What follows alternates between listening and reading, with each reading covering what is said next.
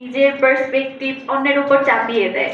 আমরা এরকম শাসক চাই যে সবার জন্য সমান সেবাটাকে নিশ্চিত করে, যারা খারাপ লোক তাদেরকে আসলে শাসনের মাধ্যমে সবার জন্য যে লেভেল প্লেইং ফিল্ড বলি কিংবা হচ্ছে যার যেটা প্রাপ্য তার জন্য সেটা নিশ্চিত করে। তো ম্যাডামরা আসলে অনেক কিছু বলছিলেন, সেখান থেকে আমি কয়েকটা জিনিস নিজে নোট করেছি। যেরকম বলছিলেন যে ম্যাডাম বলছিলেন ব্যক্তির নিজের ভাগ্য যদি নিজে পরিবর্তন করতে না চায় তাহলে আল্লাহ তাআলাও জাতির ভাগ্য পরিবর্তন করে না। তো বাংলাদেশের বাস্তবতা যেটা, বাংলাদেশে দেখা যায় যে 1000-2000 টাকার জন্য আমরা নিজেদের ভোটটা বিক্রি করে দিই। সেটা একেবারে ধরুন যে চেয়ারম্যান নির্বাচন কিংবা মেম্বার নির্বাচন, তার জন্য শত শত কোটি টাকার খেলা বাংলাদেশে হয়েছে। এটা আমরা গত 16 বছরে দেখেছি।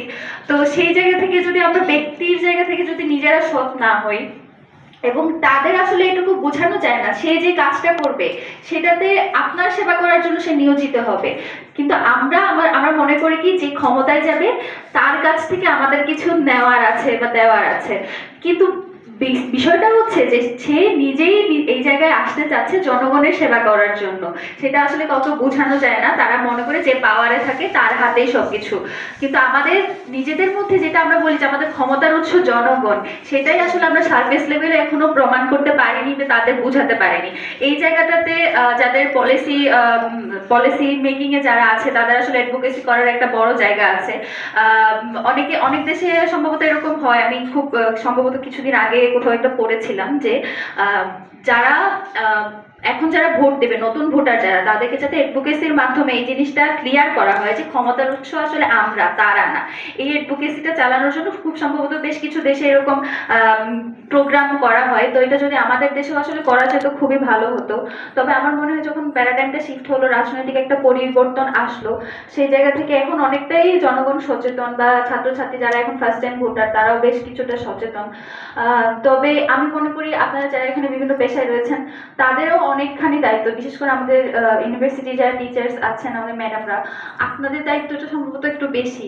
আমরা গত 16 বছরে দেখেছি যে ক্লাসে বা অন্যান্য যে কোনো পাঠ্যক্রমে খুব সফটলি আসলে একটা দলের পারপাস সার্ভ করা হয়েছে। এটা আমি বলছি, আপনারা কিছু মনে করবেন না, কিন্তু এটা সত্য। আমরা নিজেরা এটা দেখেছি বিভিন্নভাবে সফটলি এই আইডিওলজি ঢুকানো হয়েছে, আমাদের কোনো বিকল্প নেই। বাংলাদেশে মানে সবাইকে অ্যাপলিটিক্যাল করে রাখার যে এজেন্ডা ছিল, যাতে কেউ ভয়েসটা রেজ করতে না পারে। তো এই জায়গা থেকে ইদানিংকালে একটা জিনিস আমি যেটা দেখি, এটা ম্যাডামদের আমি কেন বলছি, ইদানিংকালে আমরা যেটা একটা দেখি যে বলা হয় যে জুলাই আন্দোলন হয়েছে, এখন শিক্ষার্থীদের উচিত পড়ার টেবিলে ফিরে যাওয়া। তারা পড়ার টেবিলে ফিরে না যাওয়ার কারণে, ইভেন একটা গতকালকে দেখলাম যে খুব বড় একটা কলাম লেখা হয়েছে, শিক্ষার্থীরা পড়ার টেবিলে ফিরে না যাওয়ার কারণে এই ধরনের ফলাফল বিপর্যয় হয়েছে এইচএসসি পরীক্ষায়। কিন্তু ব্যাপারটা তো এরকম না। একজন মানুষ, একজন শিক্ষার্থী, তার তো রাজনৈতিক সচেতন হতে হবে, তার পড়াশোনার পাশাপাশি তাকে দেশ সম্পর্কেও জানতে হবে। সে 2 দিন পরে দেশের সবচেয়ে গুরুত্বপূর্ণ জায়গায় যাবে। সে যদি রাজনৈতিকভাবে অ্যাপলিটিক্যালি থেকে যায় তাহলে সে কিভাবে বুঝবে তার কি করতে হবে? সে ভবিষ্যতে গিয়ে ওই যেটা পুরাতন বন্দোবস্ত, আমরা দেখুন নতুন বন্দোবস্তের কথা বলছি, পুরাতন বন্দোবস্তের সাথে খাপ খেয়ে নেবে, যেটা আমরা আসলে খুবই কষ্টের সাথে বলতে হয়, যেটা আমরা এই ইন্টারিম গভর্নমেন্টে আমরা দেখতে পাচ্ছি। আমাদের সবার একটা এক্সপেকটেশন ছিল যে একটা রেগুলেশন হয়েছে, এখন হয়তো খুব বড় একটা চেঞ্জ আমরা আনতে পারবো, কিন্তু দেখা গিয়েছে যারাই শাসনে গিয়েছে তারাই সেই পুরাতন বন্দোবস্তেই ফিরে গিয়েছে। আমরা সেই আগের মতোই দেখতে পাচ্ছি।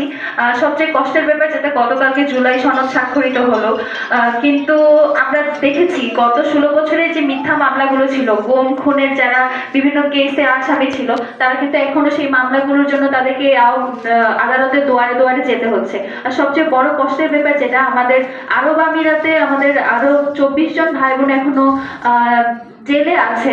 তারপরে হচ্ছে প্রায় 4000-এর নামে মামলা হয়েছে, সেই মামলাটাও আমরা তুলে নিতে পারিনি। তো এই ধরনের যারা এই যে নতুন গভর্নমেন্টে গেল, তাদের কাছ থেকে তো আমরা সেবাটা এক্সপেক্ট করেছিলাম, যেভাবে আমরা বলছি যে আমরা সেবক চাইছি, কিন্তু সেটা আসলে পারিনি, কারণ পুরাতন বন্দোবস্তটাকে আমরা চ্যালেঞ্জ করে সেটা কোনো চেঞ্জ আনতে পারিনি। তো সেই জায়গাতে আমাদের ম্যামদের অনেক বেশি দায়িত্বটা বেড়ে সবসময় বেশি থাকে। তো আপনাদের কাছে আমাদের এক্সপেকটেশন যে আপনারা এই জিনিসটা সবসময় এনশিওর করবেন, কেউ যাতে অ্যাপলিটিক্যাল না হয়। সবাই পড়াশোনা করবে, নিজ একটা জায়গায় যাবে, নিজের একটা স্বপ্ন থাকে, কিন্তু পলিটিক্যালি দেশে কি হচ্ছে না হচ্ছে, দেশ কোথায় নিয়ে যাচ্ছে, কারা শাসন করছে, এই ব্যাপারেও যাতে তারা সচেতন থাকে, সেটাও আপনাদের দায়িত্বের মধ্যেই পড়ে। আবার ধরুন যে আমরা সেবক চেয়েছি, কেমন ধরনের সেবক চেয়েছি। আমরা যখন সামনে আমাদের নির্বাচন আসবে, আমরা গত 16 বছরে দেখেছি যে আওয়ামী আমলে সংসদে যেই কাজ যে আইন প্রণয়ন, তার চেয়ে সবচেয়ে বেশি সবকিছুই হয়েছে প্রথমটা বাদে। জনগণের কথা বলার জন্য আসলে আমরা পার্লামেন্টে পাঠাতাম, সেখানে আমরা গান গাইতে দেখেছি, আবৃত্তি করতে দেখেছি, প্রশংসা করতে দেখেছি, কিন্তু আমাদের যে চাওয়া সেগুলো আমরা পেতে, মানে আমাদের কথাগুলো আসলে ওখানে উচ্চারিত হয়নি। তো এইবারে আসলে জনগণের উপরই ডিপেন্ড করছে তারা কাকে সংসদে পাঠাবে। তবে সংসদে পাঠানোর ক্ষেত্রে সবচেয়ে খারাপ লাগার ব্যাপার যেটা, গত 16 বছর আসে বাংলাদেশে সেভাবে নেতৃত্ব তৈরি হতে দেওয়া হয়নি। যারা আছেন তারা হয়তো সেই পুরাতন বন্দোবস্তে অনেক বেশি অভ্যস্ত। তো একটা নতুন বন্দোবস্তের কথা যেহেতু আমরা বলছি, রাজনৈতিক কালচারটাকে যেহেতু আমরা চেঞ্জ করার কথা বলছি, সেই জায়গা থেকে সম্মিলিত নারী প্রয়াসের হয়তো একটা বলার জায়গা আছে। সেই জায়গা থেকে আমাদের যেটা এক্সপেকটেশন যে আপনারা এই অ্যাডভোকেসি করবেন, যে রাজনৈতিক কালচারটাকে শিফট করার ব্যাপারে আমাদের যারা তরুণ প্রজন্ম তারা কিভাবে কাজ করতে পারি বা তাদের কি কি করার জায়গা আছে। এবং আমাদের আসলে পুরাতন যারা আছে এবং আমরা যারা নতুন, আপনাদের অভিজ্ঞতা হয়তো আমাদের চেয়ে অনেক বেশি, তবে আমরা যেভাবে চাইছি সেটারও একটা বলার জায়গা থাকা জরুরি। তো দুই পক্ষ বা দুই জেনারেশন মিলে যদি আমরা নতুন কিছু করতে পারি, সেটা আসলে সত্যি সত্যি চেঞ্জটা আসবে, যেটা গত 1 বছরে আসলে অনেক চেষ্টা করেও পারিনি। কারণ আমাদের অনেকগুলো কমিউনিকেশন গ্যাপ ছিল, নিজেদের বোঝাপড়ার জায়গায় অনেকখানি ভুল ছিল, আইডিওলজিক্যাল ক্লেশগুলো সবচেয়ে মুখ্য হয়ে উঠেছে। তবে বাংলাদেশের এখন যে ক্রাইসিসগুলোর মধ্য দিয়ে আমরা যাচ্ছি, বাংলাদেশের সামনে আরো অনেক বড় বড় ক্রাইসিস আসছে, যেটা আমরা যতটুকু অ্যাসেস করতে পারি। যে আগ্রাসনের বিরুদ্ধে আসলে আমরা কথা বলি, সেই আগ্রাসন আরো বহুগুণ শক্তি নিয়ে ফিরে আসার জন্য বসে আছে। তো সেই জায়গা থেকে আমাদের সবার একত্রে থাকা জরুরি। সবগুলো ক্লেশ বা সব ধরনের ডিফারেন্স যেগুলো, সেগুলোকে একপাশে রেখে দেশের স্বার্থে ঐক্য হওয়াটা জরুরি। এবং এক্সপেকটেশন থাকবে যে সবাই নিজ নিজ জায়গা থেকে সেটা আমরা এনশিওর করবো। Thank you.